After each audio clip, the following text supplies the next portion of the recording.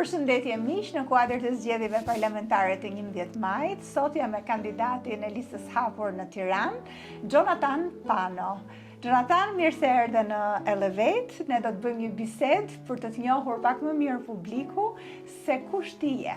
Në fakt, unë do ta nis me një prezantim. Ti je një djalë 26 vjeçar, pra shumë i ri në moshë, edhe unë surprizova në fakt kur ma tregove moshën, por djalë pastori, je rritur në një atmosferë besimi, je antar i Këshillit Bashkiak, ke studiuar në Shqipëri, por masterin e ke bërë në Amerikë, pra ke disa eksperjenca jetësore me pasione të ndryshme që ne do t'i diskutojmë, por mendoj që një jetë me shumë eksperjenca. Megjithatë, ajo që bën më shumë përshtypje është që ç'lidhje ka besimi me politikën.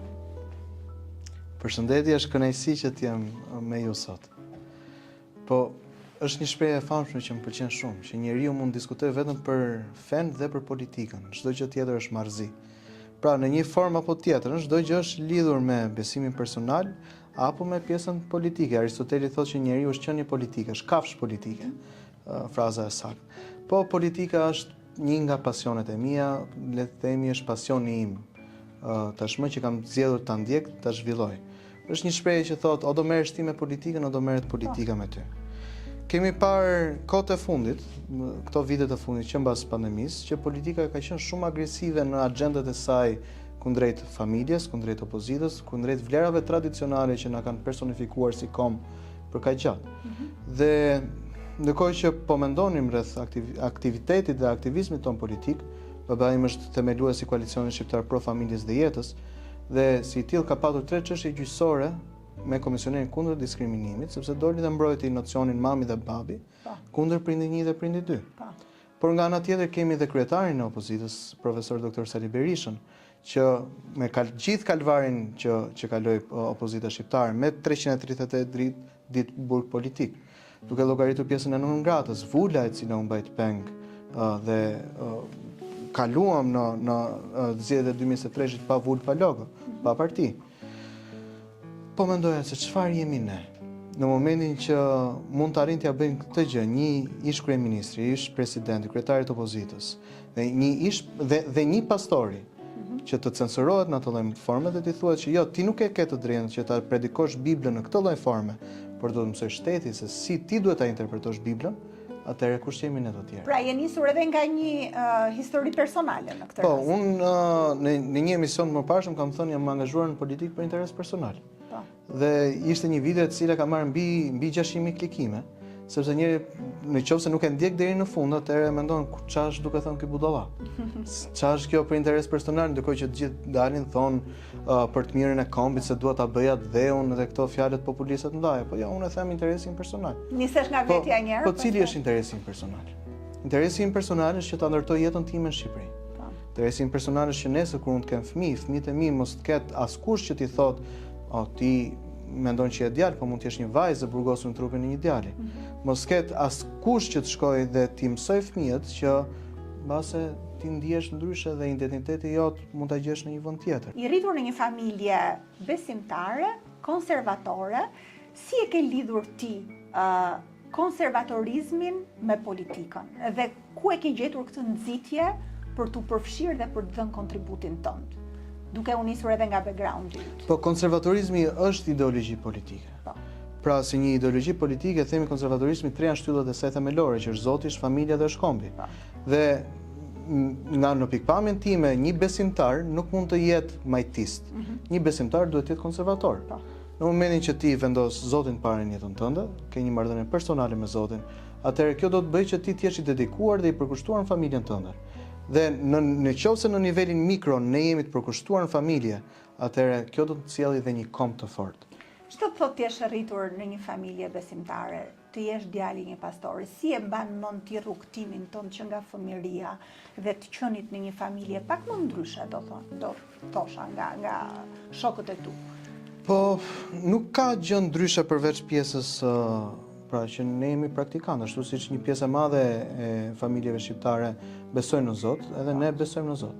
Pra, unë jam rrit mes Tiranës, lavdi Zotit, babim pastor më ka mësuar pjesën e vlerave dhe të moralit që në një moshë të hershme, që në një moshë të vogël. Por një gjë që më ka thënë është që unë po të tregoj rrugën, po duhet të jesh ti që do ta ndjekësh këtë rrugë. Sepse në ditën e fundit kur ti të dalësh para Zotit, nuk do të jem dot unë krateje që të mbaj përgjegjësi për ty. Do të jesh ti që do të mbash përgjegjësi për veprimet apo mos veprimet e tua dhe si ka qenë rrugtimi jot në këtë botë. Kështu që unë mendoj që kjo është rruga e vërtet. Unë predikoj këtë rrugë të vërtet, por është në dorën tënde nëse do ta ndjekësh ose jo. Dhe gjithmonë me babin kemi patur një marrëdhënie shumë shoqërore. Kemi një distancë të vogël në moshë relativisht. Sa është distanca? 24 vjet. Okej. Kështu që nuk është shumë e madhe. Jo, nuk Pra është. babi ka qenë ndër personat e parë që më trajnoi mua në boks, si një ish boksier që ka qenë vetë përpara se të bëj edhe pastor. Kështu që jam mbrit me atë pjesën e besimit. Po me mamin sa diferencë ke? Po pak a shumë e njëjta gjë. Okej. Mami është pak më analitike, është një vajzë nga Vlora, e cila si inxhiniere elektrike ka qenë personi pak më e ashpër për detyrat, për ekselencën, dhe ka qenë ajo më kërkuesja për sa i përket pjesës së shkollës. Babi ka qenë personi që më shtyte më shumë rreth relatave që unë duhet të kem me të tjerë. Pjesa e komunikimit, sjellja, networku që duhet të krijoj, dhe të gjitha këto gjërat e tjera që patjetër si një pastor nuk mund të mungojnë një fëmijë pastori. Po diskutonim pak para se të fillonim emisionin që cili është bekimi dhe mallkimi të qenë djalë pastorin paralelisht. Pra, dhe një nga gjërat është që ti duhet të jesh multifunksional. Pra, në moshë të vogël kisha kishte nevojë për një baterist, kush më mirë se sa djali pastorit futet të mësoj baterinë e të bëhet baterist. Po sa kohë ke shërbyer si bateristi? Po një 8 vjet po njëri. Okej. Dhe një nga ambientet më të mira për të mësuar aftësitë e leadershipit është pikërisht kisha. Dhe jo vetëm baterist, por edhe piano, edhe kitar, pra ti ke qenë muzikant i vërtet. Në moshën 5 vjeçare fillova të mësoja piano. Isha në shkollën Servet e Maçi ku studiova dhe piano klasike për 9 vite. Më pas bëra tranzicionin për në kitare dhe për në bateri. Në bateri kisha dhe grupin tim muzikor të rockut, pastaj periudhën e gjimnazit dhe disa vite në universitet ku bënim edhe live, jo të krishtera, ishim grup shoqëror me çuna që nuk ishin pjesë e komunitetit të kishës. Po kam qenë gjithmonë i shtyrë nga pjesa e dëshirës për të mësuar dhe për të deleguar. Pra, mëson diçka, e përvetëson atë gjë dhe pastaj është një shprehje Jean Monnet që thotë nuk bëhet asgjë pa njerëzit, po nuk ka asgjë të qëndrueshme pa strukturat. Pra rëndësia e të ngriturit një strukturë dhe delegimit të punës dhe të ngresh lidera që ata do të vazhdojnë punën nesër. Pastaj nga muzika, ndërkohë edhe me sport, me boks, me basketball. E kishe, është shumë interesant kjo në fakt, sepse e shoh ndërkohë që përshkruan i bie që jeta jote ka qenë e mbushur me aktivitete.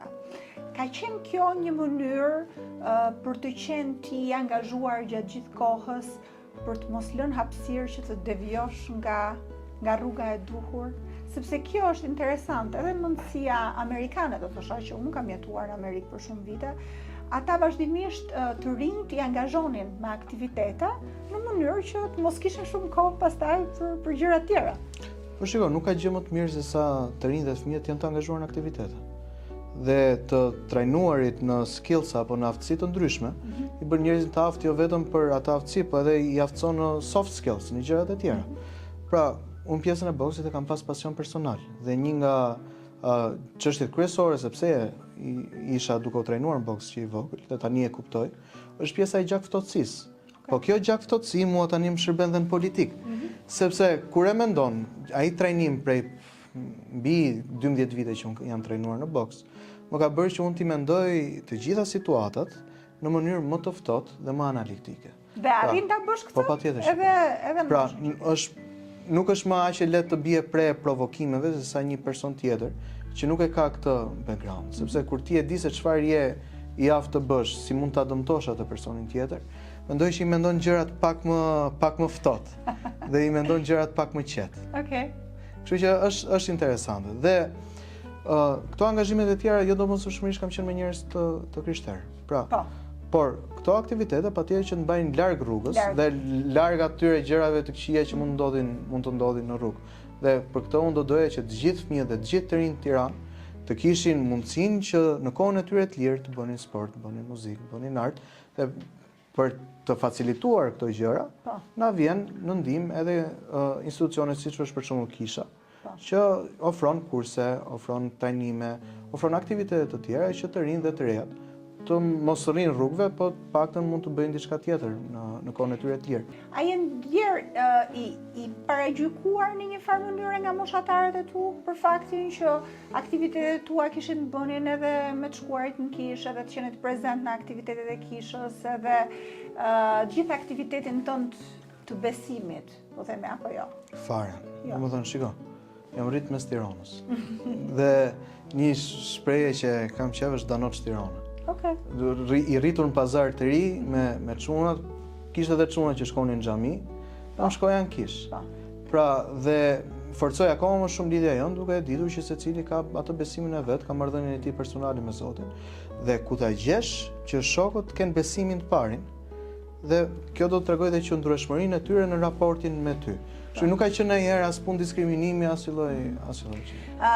Po thoshe që ke vetëm 24 vjet diferencë me Akilin, babain tënd, e ndërkohë ti rishtazi në moshën 26 vjeçare ose ndoshta 25, 26, je martuar para 6 muajsh, e je martuar dhe ti i ri. Pse ke zgjedhur të martohesh 26 vjeç? Kjo është atipike për kohët e sotme. Që ti është mrafati. Unë me bashkëshorten time kemi një lidhje prej 6 vitesh, pra kemi nisur lidhjen tonë moshën 20 vjeçare, po kur je gjithmonë me atë pjesën shtyje, dhe gjithmonë duke mendu ja dhe pak, po vjen një pikë që çfarë do presësh më. Rrin çunat kohët e sotme edhe 16 vjet, edhe nuk martohen. Po ke nevojë. Kjo është e pazakontë dhe mua më duhet të përgëzoj për këtë, absolutisht, që e ke marrë këtë nismë. Po ka diçka. Dhe para disa ditësh po diskutoj edhe me ca shok me idenë e besnikërisë në çift dhe në marrëdhënie. Edhe i thash, shikoni, nëse ti nuk je besnik me personin që ndan shtratin çdo natë, atëherë unë ty nuk të besoj dot as në politikë, nuk të besoj dot as në biznes, as në marrëdhënie shoqërore. Pra, nëse unë e dua dikë, jam i sigurt për atë person, atëherë pse duhet të humbas kohë? Po, mbase për këtë më ka shërbyer edhe të paturit babin pastori, kështu që mund të ketë shërbyer pak. Kjo është një nismë shumë e mirë, absolutisht, edhe unë jam fare dakord me ty. Megjithatë, kohët e sotme dhe ti ke dëgjuar brezin tënd që vazhdimisht ankohen, sepse nuk kanë mundësi për kushtet e jetesës, për shtrenjtësinë e jetesës, që të krijojnë një familje, të martohen edhe të bëjnë një jetë normale çifti. Kështu që ndoshta në një farë mënyrë ti mund të kesh pas krah edhe nga prindrit e tu. Patjetër. Edhe familja e bashkëshortes. Edhe familja e bashkëshortes, po. Ç'a moshe ka ajo? Moshatare me mua. Jeni moshatar. Po, dhe lavdi Zotit të dy jemi të rregulluar, të dy po bëjmë nga 3 punë. Pra nuk është e lehtë që t'ja dalësh në mes të Tiranës, por nuk është e pamundur. Pra ajo punon inxhinier sigurisë kibernetike, punon për një kompani polake, që është kontraktore e Apple-it dhe Johnson & Johnson, është pedagoge në 2 universitete, unë gjithashtu jam pedagog. Kjo është një nga pikat e mia të forta në politikë, që unë nuk po angazhohem në politikë për arsye financiare. Pra mund e kam rregulluar një pjesë të jetës time dhe po vazhdoj ta rregulloj jetën time. Shumë mirë pa që nevoja të angazhohem në politikë. Po je para pikës, o do merresh ti me politikën, o do merret politika me ty. E megjithatë, për shkak të moshës, nuk mendon që je i ri për të dhënë që në këtë moment, sepse politika në një farë mënyrë sigurisht është pasion, por është dhe kontribut. Patjetër. Pra, në një farë mënyrë duhet të jesh edhe i realizuar nga shumë aspekte tjera që mendoj që ti dukesh mirë, që pastaj edhe t'japësh në politikë. Nuk e ke menduar që ndoshta jam pak i ri, do futem në një moment tjetër? E kam menduar. Po. E kam menduar, po deri në pikën që u mora me hartimin e programit për familjen dhe propozova krijimin e Ministrisë Familjes për qeverinë Berisha 2025. Po. Isha në Hungari, duke marrë parasysh gjithë sulmet ndaj familjes shqiptare dhe shpopullimin. Jemi koshient shpopullimin na vjen në 2 mënyra. Para, ulja e fertilitetit, pra linçmëria në Shqipëri. Jemi në pikën më të ulët që kemi patur ndonjëherë si kom, dhe së dyti nga emigracioni masiv, që jemi në normat e vendeve të luftës apo dhe më keq. Duke u nisur nga kjo pikpamje, po mendoja, çfarë mund të bëjmë? Dhe së bashku me një nga koleget e mia në universitet, që sot e kam kolege, atë ishte supervizorja ime. Menduam çfarë mund të bëjmë që ta shikojmë familjen si investim dhe jo si shpenzim. Dhe një nga modelet më të mira është modeli hungares. Çfarë po bën qeveria hungareze? Shkova në Hungari, u takova me Institutin e Kërkimor të Familjes që krijon politikat e familjes për zotin Orban. Mora komplet se çfarë ata po bëjnë dhe bëra një punë shumë intensive për Shqipërinë dhe kontekstualizimin për Shqipërinë. Sa duhet investojmë ne, cilat duhet janë politikat tona me qasje pro familjes, që ne së shpejti të kemi një fertilitet, një koeficient lidhshmërie pozitiv, e gjithashtu ta bëjmë Shqipërinë atraktive, mjaftueshëm që të rinë të duan të ndërtojnë të ardhmen e tyre në Shqipëri dhe mos të duan të largohen, apo dhe një pjesë atyre që janë larguar të duan që të kthehen dhe të investojnë dhe të ndërtojnë në Shqipëri. Dhe për fatin e mirë, ishte doktor Berisha, i cili ishte super pozitiv rreth këtij programi dhe ishte një nga ata persona që nuk mund të thoja jo dhe duhet patjetër që të angazhohesh në këtë moment. E ke dëshirën për të bërë baba së shpejti? Nuk do i thoja jo. Pra, personalisht duhet të kem një familje të madhe. Mendon një familje të madhe? Po, patjetër që po. Ç'do të thotë familje e madhe për ty? Po, minimumi 4. Okej. Po të presim mirë ta fillojmë me 1. Po maksimumi. Që të marrem fushatën. Është shpreha një personi shmik i babait. E kemi bërë si humor tani, themi 12 je kampion. Po avash, të fillojmë. Mendon që është e mundur, domethënë, sepse duke marrë parasysh edhe kostot e jetesës sot, edhe gjitha këto shqetësime që në fakt çiftet e reja i kanë. Si e shikon ti të realizuarit, të paturit një familje të madhe? Sigurisht që duke punuar disa punë, pastaj nuk ja del shumë edhe të kalosh kohë me familjen edhe me fëmijët.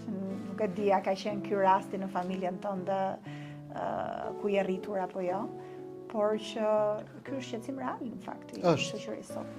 Është e vërtetë dhe një nga gjërat që unë vlerësoj më shumë te mënyra se si jam rritur, është që unë kam qenë kudo me familjen time. Pra, takimet që kishte mami dhe babi, unë isha prezant. Dhe kjo gjë mua më ka rritur dhe më ka aftësuar pafund, sepse unë që në moshën 6 vjeçare dëgjoja dhe bëhesha pjesë e diskutimeve të personave të rritur që duhet të jepnin zgjidhje konkrete problemeve.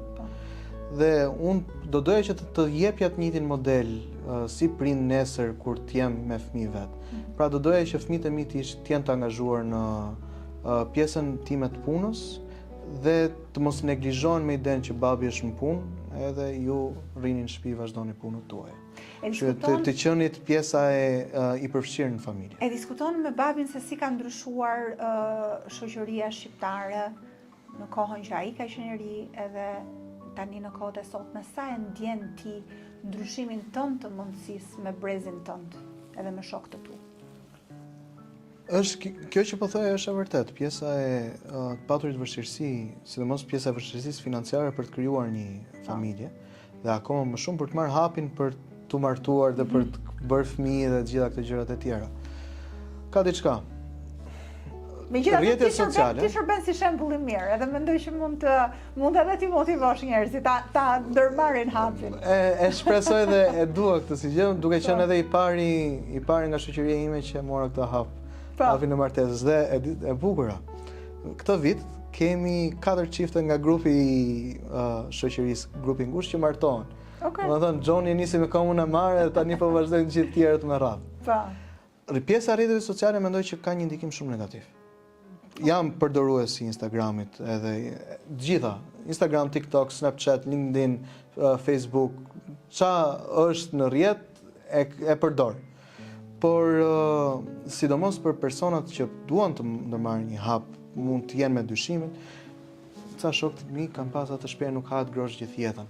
Po e kanë pas këtë mendim sepse duke qenë gjithë kohës në Instagram scrolling, kanë menduar që gjithmonë do të lënë një derë të hapur që kur të mërziten të shkojnë aty. Po kjo të ndikon negativisht, sepse ti mund ta kesh këtë mundësi, por sa është e realizueshme. Pra, ti nëse do atë person jepi drejtim vë.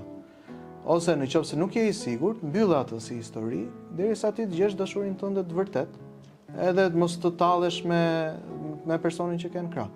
Dhe pjesa e Instagramit shërben edhe si një ka rritur punën e konkurrencës. Sepse ti mendon që, kjo vajzë ka X followers, ka 5.000 followers. Ti je një nga ata 5.000. Nëse në kohën e babit tim, ti do rri aty te bulevardi, goce ka mundësi minutë. Edhe do hyen muhabet aty. Kështu siç kanë qenë, pra mund të ishte 1, tani janë 5.000 të tjerë. Pra ka ndikuar në pjesën e krijimit të raporteve shoqërore dhe është bërë shumë fasad. Për mua duhet të ketë një lloj qasje tjetër ndrejt krijimit të raporteve shoqërore, intime etj. E megjithatë, sepse ti e përbën shembullin që është i ndryshëm, po themi, nga kohët e sotme dhe nga brezi yt, nga mosha jote, në një farë mënyre a ka qenë e vështirë që ta ruash këtë idenë të drejtës, idenë të qenit tradicional, konservator, e të krijuarit një marrëdhënie të shëndetshme, të qëndrueshme dhe pastaj që rezulton në martesë, ndërkohë që brezi yt nuk po e bën më këtë gjë. Pra domethënë, sa i fort ke qenë ti në insistimin ndaj këtyre gjërave që janë të drejta, karshi shokëve tu dhe miqve tu. Po varet me kërri. Po. Pra, pjesa e shoqërisë ka të bëjë shumë. Dy janë parimet. Me kërriti. Me çuna Danoça, çuna Tirana. Okay. Sa vesh e kam. Rri me gjithë personat që preferoj të rri me personat që mendojnë si unë.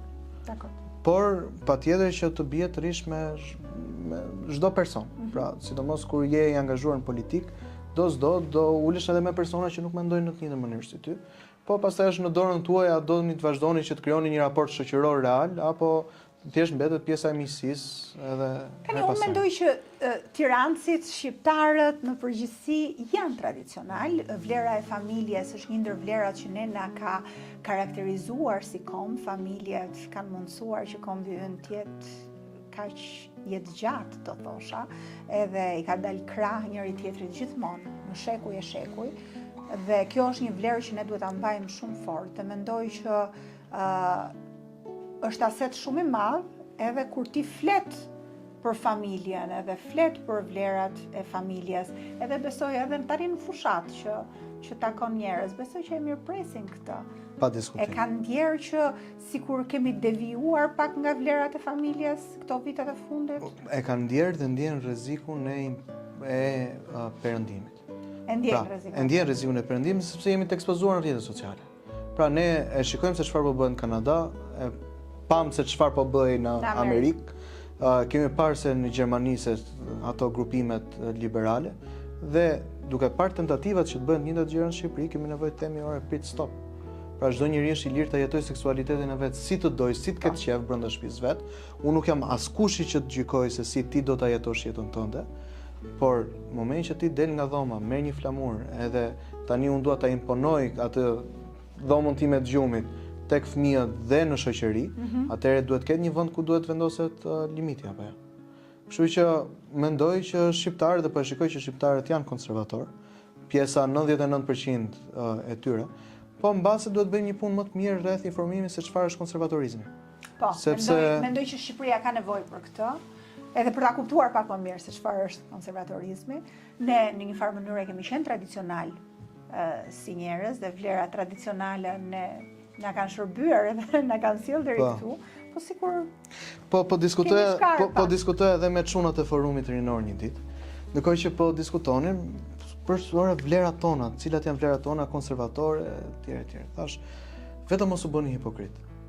Pra, ti nuk mund të thuash je konservator, nëse të premte të shtunë je duke pi mall, duke pi alkool, edhe duke bë lloj-lloj budalliqesh. E të hënën pastaj vje bëllë si çuni mirë, shive se unë jam për familjen tradicionale dhe vlerat tona e këto qunat e tjera. Pra, ajo që një nga gjërat që mua më pëlqen nga shprehjet e babit gjithashtu, është që integritet do të thosh bësh gjën e dur edhe kur askush nuk të shef. Dhe kjo ka qenë një nga dyshimet që kanë patur për mua. Dhe shpesh kam qenë atë lupën që ore po ky kur do gaboj. Dhe është e vështirë. Realisht është e vështirë duke patur njerëz që gjithmonë presin që ti të gabosh. Sepse në momentin megjithatë them më përpara që varet edhe zgjedhse me kërri, edhe ata njerëz pastaj edhe të shtyn drejt një drejtimi ose një tjetri. Sepse për mua dhe në gjetjen e partnerit, dy kanë qenë parimet themelore. Pra përveç pjesës së zgjuarësisë, vizioni për të ardhmen dhe këto gjëra, e para besimi, që duhet të jetë i njëjti besim me mua, sepse nëse ne nuk qëndrojmë mbi të njëjtën bazë, atëherë nuk mund të diskutojmë për gjëra të tjera. Ne duhet të jemi të njëjtin kap një herë, pastaj të diskutojmë për vlerat tona, çfarë na bashkon, çfarë na ndan, këto gjëra të tjera. Dhe e dyta, dëshira për ndërtuar jetën në Shqipëri. Sepse në qoftë se unë dua ta ndërtoj jetën në Shqipëri, bashkëshorti do donte ta ndërtonte jetën e saj jashtë shtetit, atëherë do vjen një pikë që ose do bëj e padurueshme pjesa e lidhjes, ose dihet që, domethënë, burri zakonisht do e ndiqte gruan të shkonte jashtë edhe Po, bashkëshortja jote e ka përqafuar këtë përfshirje tënde në politik, fakti që ti je shumë më i zënë, shumë më i angazhuar, je pedagog gjithashtu, je në këshill bashkiak, ke qenë këshill bashkiak, tani me fushat, ku e gjen kohën është e vështirë. për të? Është e vështirë, para se të ishin primarët e PD-s, në kohë që mbasi ishte diskutuar me të gjithë që thonin John bëje, në fund fare ula dhe i thash, nëse do e bëjmë bashkë. Pra, do e marrim parasysh pjesën e angazhimit të kohës. Nëse ti mendon që nuk e bëjmë dot, unë nuk e sakrifikoj martesën për politikën, po nëse do jemi bashkë. Edhe do jemi bashkë deri në fund. Patjetër që përgjigja ishte pozitive dhe duhet të kesh gjithmonë qasjen e dur. Pra, ose do jem unë kundër teje, ose do jemi ne të dy kundër problemit. Lavdi Zotit që jemi ne të dy kundër problemit në këtë lloj situate dhe ajo ka qenë e mirëkuptueshme. Patjetër që ka pak kënaqësi kur kthehesh në orën 1:30 natës në shtëpi dhe je i lodhur dhe nuk do të thuash asnjë lloj fjale se si të shkoj dita, se ke pas lloj-lloj problemesh edhe lloj-lloj diskutimesh me njerëzit gjatë fushatës, do të bësh një dush të flesh gjumë. Por që këto gjëra janë të përkohshme dhe duhet marrë parasysh pjesën e investimit tani për të realizuar vizionin dhe misionin që besojmë që Zoti na ka dhënë. Kështu që është interesante. Dhe si e shikon? E shikon Shqipërinë të ndryshojë dhe të shkojë drejt këtij konservatorizmi për cilin ti po flet dhe e ndërron dhe e ke si vizion? Po unë mendoj që fryma konservatore është në Shqipëri. Mjafton që ne të dimë si ta përqafojmë edhe të dimë se si ta drejtojmë. Pra, e shoh Shqipërinë që e kemi potencialin për të ndryshuar, e kemi potencialin për të qenë, pra të informuar rreth konservatorizmit dhe të përqafojmë këto vlera, po kemi nevojë ta shikojmë familjen si investim dhe jo si shpenzim. Ose do ta kemi Shqipëri me shqiptar, ose do duhet të importojmë njerëz të tjerë në vendin tonë. Personalisht mua më kanë quajtur ultranacionalist. Këshillin bashkiak më kanë quajtur edhe fashist, më kanë quajtur edhe homofob dhe të gjitha këto gjërat e tjera. Po them, unë Shqipërinë dua ta shoh me shqiptar. Si është mënyra se si ta shikojmë Shqipërinë me shqiptar? Duke promovuar familjen. Duke promovuar familjen që rritet linjshmëria, dhe 2, duke këta të rinj që kemi ta ndërtojnë të ardhmen e tyre këtu, dhe një pjesë atyre që janë larguar ta kenë mundësinë reale që të kthehen dhe të investojnë në këtë vend. Absolutisht. Dhe ti shërben si shembull shumë i mirë. Faleminderit për vendimet edhe këtë model që dha. Faleminderit ju. Edhe shumë suksese. Shumë faleminderit.